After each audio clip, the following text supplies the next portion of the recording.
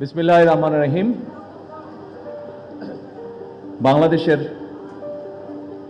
মহান স্বাধীনতা জাতীয় দিবস 2026 উপলক্ষে বিএনপি আয়োজিত আজকের এই অনুষ্ঠানের সম্মানিত সভাপতি, আজকের এই অনুষ্ঠানে উপস্থিত স্বাধীনতা যুদ্ধে অংশগ্রহণকারী বীর মুক্তিযোদ্ধাগণ, আমাদের মঞ্চের সামনেও আছেন, মঞ্চে উপস্থিত আছেন কয়েকজন, সরকারের সম্মানিত মন্ত্রীবৃন্দ, মাননীয় সংসদ সদস্যবৃন্দ, সুশীল সমাজের প্রতিনিধিবৃন্দ, সম্মানিত আলোচকবৃন্দ এবং আমার সামনে উপস্থিত আমার দলের প্রিয় সহকর্মী ভাই ও বোনেরা, আসসালামু আলাইকুম। আমি শুরুতেই 1971 সালের মহান মুক্তিযুদ্ধের সকল শহীদদের প্রতি গভীর শ্রদ্ধা জানাই। স্বাধীনতার ঘোষক শহীদ রাষ্ট্রপতি জিয়াউর রহমান সহ বাংলাদেশের স্বাধীনতা ও মুক্তিযুদ্ধের ইতিহাসের সকল জাতীয় নেতৃবৃন্দকে কৃতজ্ঞতা জানাই।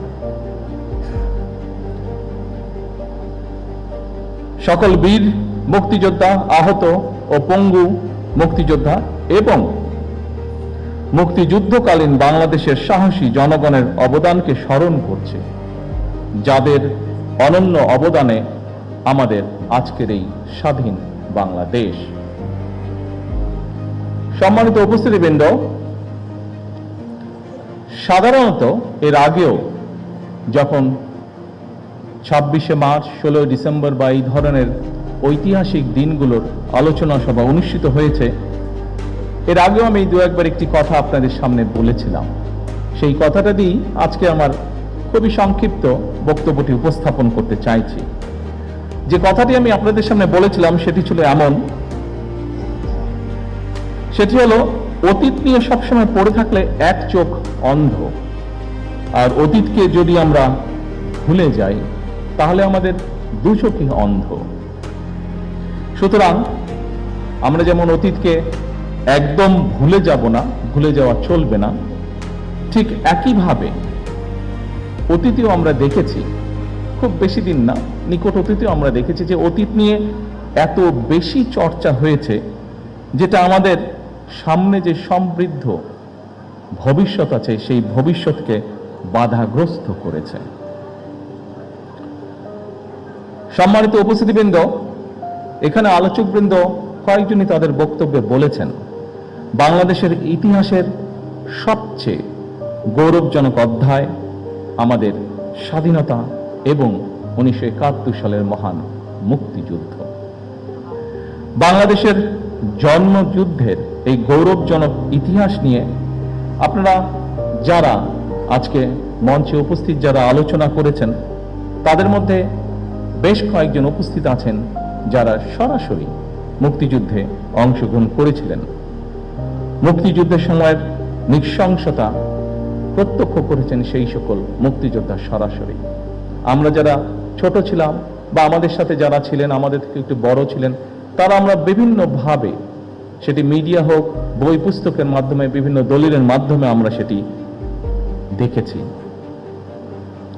কিন্তু আমাদের সম্মানিত মহাসচিব তার বক্তব্যে বলে গেছেন, শেষ পর্যন্ত তৎকালীন বিশ্বে অন্যতম শক্তিশালী সেনাবাহিনী ছিল, তাদের বিরুদ্ধে আমরা আমাদের বিজয় ছিনিয়ে এনেছিলাম এই বাংলাদেশের মানুষ।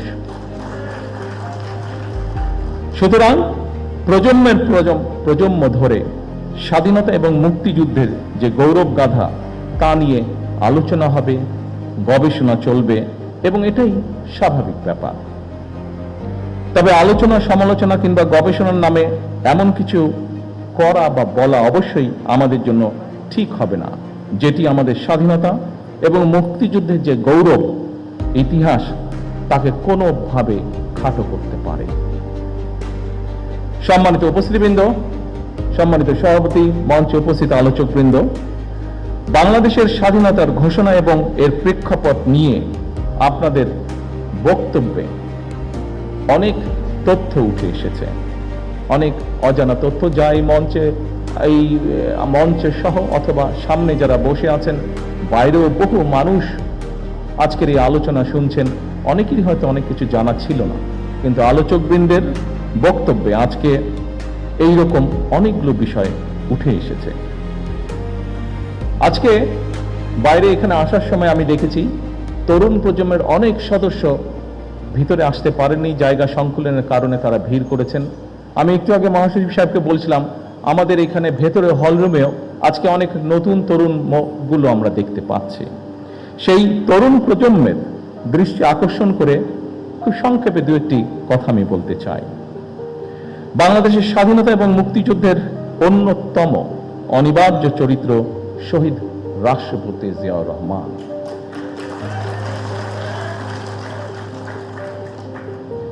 আমরা দেখেছি অতীতে যেভাবে শহীদ জিয়াউর রহমানকে, তার অবদানকে, তার কাজকে খাটো করার চেষ্টা করা হয়েছে, এর থেকেই প্রমাণিত হয়েছে শহীদ রাষ্ট্রপতি জিয়াউর রহমান অবশ্যই বাংলাদেশের মুক্তিযুদ্ধের একজন অনিবার্য চরিত্র।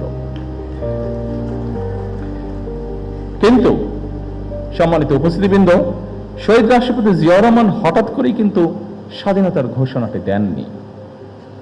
শহীদ জিয়া প্রথম জীবনে অবশ্যই একজন রাজনৈতিক কর্মী ছিলেন না, তিনি একজন সামরিক সৈনিক ছিলেন। তবে তিনি বাংলাদেশের স্বাধীনতার যে স্বপ্ন, সেটি যে তার মনের মধ্যে সেই বোধ শক্তির পথ থেকে লালন করতেন, এটি কিন্তু তার একটি লেখায় ফুটে উঠেছে। স্বাধীনতার চিন্তা চেতনা যে তিনি ধারণ করতেন, একটি স্বাধীন বাংলাদেশের জন্য যে তার একটা দীর্ঘ মানসিক প্রস্তুতি ছিল, সেটি আমরা তার একটি লেখা থেকেই পরিষ্কারভাবে বুঝতে পারি। কথাগুলো আমার নয়, কথাগুলো কারো মন গড়াও নয়, এই কথাগুলো আমরা তার নিজের লেখনী থেকে আমরা জানতে পারছি। আমরা স্বাধীনতা বা মুক্তিযুদ্ধ নিয়ে শহীদ জিয়ার নিজের লেখা একটি প্রবন্ধ আছে। প্রবন্ধটির নাম একটি জাতির জন্ম।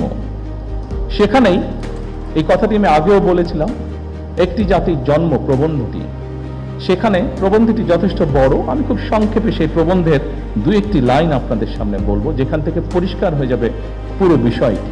এই প্রবন্ধের মাধ্যমে আমরা জানতে পারি যে স্বাধীন বাংলাদেশ, সার্বভৌম একটি বাংলাদেশের স্বপ্ন বহুদিন যাবৎ শহীদ জিয়ার মনে শহীদ জিয়া লালন করছিলেন। শহীদ প্রেসিডেন্ট জিয়াউর রহমানের লেখা নিবন্ধটি দৈনিক বাংলা পত্রিকার প্রথম 1972 সালের 26শে মার্চ প্রকাশিত হয়েছিল। এই প্রবন্ধটি ছিল বাংলাদেশের প্রথম স্বাধীনতা দিবস। 1971 সালে দেশ স্বাধীন হবার পরে প্রথম যে আমরা স্বাধীনতা দিবস পালন করি, সেই দিবস উপলক্ষে যে প্রথম ক্রোড়পত্রটি প্রকাশিত হয়েছিল, সেই ক্রোড়পত্রে এই লেখাটি ছাপা হয়েছিল বা প্রবন্ধটি ছাপা হয়েছিল। প্রবন্ধটি ছিল এইরকম, যে লাইনটি আপনাদের সামনে আমি উল্লেখ করতে চাইছি। এই প্রবন্ধটি বা নিবন্ধটির শেষ প্যারায় শহীদ জিয়াউর রহমান লিখেছিলেন, তখন রাত 2:15 26শে মার্চ 1971 সাল। রক্তের আখরে বাঙালির হৃদয়ে লেখা একটি দিন। বাংলাদেশের জনগণ চিরদিন স্মরণ রাখবে এই দিনটিকে, স্মরণ রাখবে, ভালোবাসবে। এই দিনটি তারা কোনোদিন ভুলবে না, কোনো দিন না। এভাবেই উনি লিখেছিলেন। সম্মানিত উপস্থিতিবৃন্দ, 1971 সালের 26শে মার্চ রাত 2:15 কি হয়েছিল, আমি মনে করি স্বাধীনতা এবং মুক্তিযুদ্ধের ইতিহাস নিয়ে যারা গবেষণা করেন, এই তথ্যটি অবশ্যই তাদের জন্য একটি গুরুত্বপূর্ণ দলিল হতে পারে। কারণ শহীদ জিয়ার লেখা এই 1972 সালের প্রবন্ধটি যখন প্রথম প্রকাশিত হয়েছিল, তখন কিন্তু মাত্র মুক্তিযুদ্ধ শেষ হয়েছে। যারা মুক্তিযোদ্ধা ছিলেন, যারা মুক্তিযুদ্ধের সঙ্গে প্রত্যক্ষ বা পরোক্ষভাবে জড়িত ছিলেন, তারা কিন্তু প্রত্যেকেই তখন বেঁচে ছিলেন, যারা বেঁচে ছিলেন যুদ্ধের শেষের পরে। এই প্রবন্ধটি প্রকাশিত হওয়ার পরে কারো পক্ষ থেকেই আমরা কোন রকম এমন কিছু আপত্তি বা এমন কিছু কথা পাইনি যা এই প্রবন্ধ বা লেখাটিকে কন্ট্রাডিক্ট করে। শহীদ জিয়ার এই প্রবন্ধটি যে শুধু 1972 সালের 26শে মার্চই প্রকাশিত ছিল তাও নয়, আরেকটি কবে প্রকাশিত হচ্ছে সেটি আমি বলছি, এবং সেই সময়টি বলার মাধ্যমে এখানে আলোচকবৃন্দ কিছু কিছু বিষয় বলেছিলেন সেই সময়কার রাজনৈতিক প্রেক্ষাপট বা বিতর্ক। পরবর্তীতে আমরা দেখেছি শহীদ জিয়াকে খাটো করার জন্য বহু অপচেষ্টা হয়েছে, কিন্তু এখন আপনাদেরকে যেই কথাটি বা যেই তথ্যটি আমি দিব বা যেই কথাটি বলবো তার মধ্যে থেকে একদম সঠিক যুক্তি তর্কের মাধ্যমে প্রমাণিত হয়ে যাবে যে শহীদ জিয়াকে খাটো করার চেষ্টা করা হয়েছে। কিন্তু আগেই আমি বলেছি যা সত্য তা সত্যই। শহীদ জিয়া যে মুক্তিযুদ্ধের একজন অনবদ্য চরিত্র, এটিকে লুকানোর কোনোই উপায় নেই। সম্মানিত উপস্থিতিবৃন্দ, শহীদ জিয়ার নিবন্ধনটি 1974 সালে আবারও প্রকাশিত হয়েছিল সাপ্তাহিক বিচিত্রা। বিচিত্রা নামে একটি ম্যাগাজিন ছিল সাপ্তাহিক, সেটিতে প্রকাশিত হয়েছিল। শহীদ জিয়ার লেখা একটি জাতির প্রবন্ধ লেখাটি আমাদের মুক্তিযুদ্ধের একটি অনন্য দলিল। 74 সালেও আবার যখন প্রকাশিত হয়েছিল কারোরই কোনো আপত্তি ছিল না, এবং শহীদ জিয়া তার লেখায় যা যা বলেছিলেন অবিকল ছিল। সেই সময় সরকারে কারা ছিল, রাজনৈতিকভাবে কারা কোথায় অবস্থান করছিল আমাদের কম বেশি প্রত্যেকেরই ধারণা আছে, কিন্তু সেই সময় তৎকালীন সরকার অথবা রাজনৈতিক ব্যক্তিত্ব কেউ শহীদ জিয়ার কোনো লেখার প্রবন্ধটির কোনো বক্তব্যকে কেউ কোনোভাবেই খণ্ডন করেননি, চেষ্টাও তারা করেননি। কারণ সেই সময় যারা ছিলেন তারা জানতেন শহীদ জিয়ার প্রতিটি বাক্য, প্রতিটি শব্দ প্রবন্ধে লিখিত সত্য সেগুলি।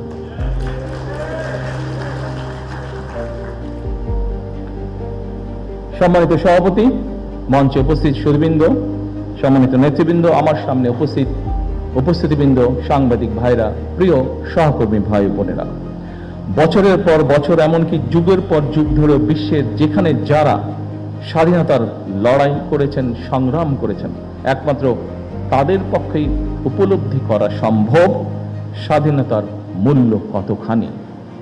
সম্মানিত মহাসচিব সাহেব ওনার বক্তব্যে ছোট্ট একটি কবিতার মাধ্যমেও একইভাবে কথাটি তুলে ধরেছেন। আমরা যদি একটু পাশে তাকাই তাহলেই দেখতে পারবো স্বাধীনতার গুরুত্ব এবং তাৎপর্য উপলব্ধি করতে পারছে স্বাধীনতাকামী ফিলিস্তিনের মানুষ। লক্ষ প্রাণের বিনিময়ে আমরা 1971 সালের আমাদের স্বাধীনতা অর্জন করেছি। হাজারো প্রাণের বিনিময়ে আমরা 2024 সালে দেশ এবং স্বাধীনতা রক্ষা করেছি। সম্মানিত সহকর্মীবৃন্দ, এখানে আজকের এই আলোচনা সভায় আমার সামনে এরকম অনেকে উপস্থিত আছেন যারা 2024 সালের সাক্ষ্য। 2024 সালে যারা বিভিন্ন প্রতিকূল পরিস্থিতির ভিতরে থেকেও, বিভিন্ন অত্যাচার নির্যাতন সহ্য করেও আপনারা কিভাবে প্রতিরোধ গড়েছিলেন, কিভাবে আপনারা স্বৈরাচারকে দেশ থেকে বিতাড়িত করেছিলেন। আমরা আমাদের বহু সহকর্মীকে সেদিন হারিয়েছি। সম্মানিত উপস্থিতিবৃন্দ, প্রতিটি প্রাণের স্বপ্ন আছে, আকাঙ্ক্ষা আছে। স্বপ্ন ছিল, আকাঙ্ক্ষাও ছিল। সেই আকাঙ্ক্ষা পূরণেই তারা সাহসের সঙ্গে, যারা সেদিন লড়াই করেছিল, তারা সাহসের সঙ্গে অধিকার আদায়ের জন্য লড়াই করেছিলেন 71, 24, 90-তে। 1971 সাল থেকে আজ পর্যন্ত প্রতিটি আন্দোলন সংগ্রামের সকল শহীদদের আকাঙ্ক্ষা ছিল সাম্য, মানবিক মর্যাদা এবং সামাজিক ন্যায় বিচার ভিত্তিক তাবেদার মুক্ত একটি স্বাধীন, সার্বভৌম, নিরাপদ, গণতান্ত্রিক বাংলাদেশ প্রতিষ্ঠা, যা আলোচকবৃন্দ এখানে উল্লেখ করে গিয়েছেন। প্রিয় সহকর্মী ভাই বোনেরা, আজকে আপনারা এখানে খুবই সীমিত আকারে উপস্থিত আছেন। আপনাদের মাধ্যমে এবং সামনে মিডিয়ার সহকর্মীবৃন্দ ভাইয়েরা উপস্থিত আছেন, তাদের মাধ্যমে সমগ্র বাংলাদেশে আমার দলের সহকর্মীদের সহ প্রত্যেকটি গণতান্ত্রিক মানুষের কাছে আমি একটি কথা তুলে ধরতে চাই। আজকে আমাদের এই মহান স্বাধীনতা দিবসে আমাদের আকাঙ্ক্ষা সীমাহীন হলেও সম্পদের সীমাবদ্ধতা আমাদের রয়েছে। আমাদের স্বাদ এবং সাধ্যের মধ্যে ফারাক থাকলেও আমি এই দেশের একজন নাগরিক হিসাবে, একজন রাজনৈতিক কর্মী হিসাবে দৃঢ়ভাবে বিশ্বাস করি, আমরা যদি ঐক্যবদ্ধভাবে এগিয়ে যাই, আমরা যদি ঐক্যবদ্ধভাবে সকলে একসাথে দেশের জন্য কাজ করি, তাহলে অবশ্যই আমরা আমাদের কাঙ্ক্ষিত স্বনির্ভর বাংলাদেশ গড়ে তুলতে পারব।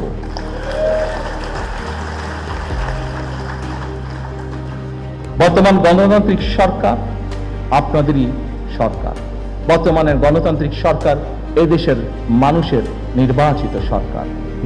বর্তমানের গণতান্ত্রিক সরকার এদেশের মানুষের প্রতিষ্ঠিত সরকার।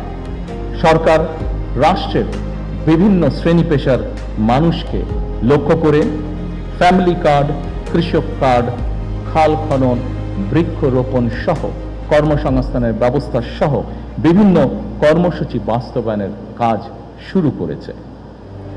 জনগণের জীবন মান উন্নয়নের বিভিন্ন পদক্ষেপ আমরা গ্রহণ করছি।